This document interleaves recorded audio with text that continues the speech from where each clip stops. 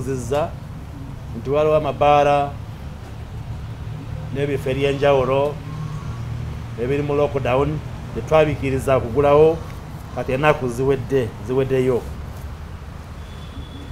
So abo tetubakiriza okugulawo bajja kulinda president asooke alangirire.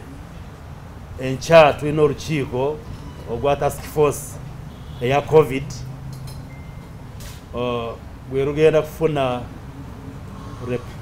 report eva mu bakulu aba science bajja kuba batuwabula nti ekirwadde kitambula kitya, tujja kukola decision ekyokugulawo oba kweyongera kugalawo ebitundu ebyo.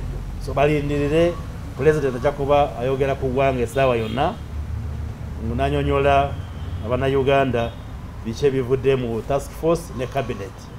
So nowo nti enaku 42 ziweddewo, just mubeere patient balindirire, government ejja kulangirira ekiddako.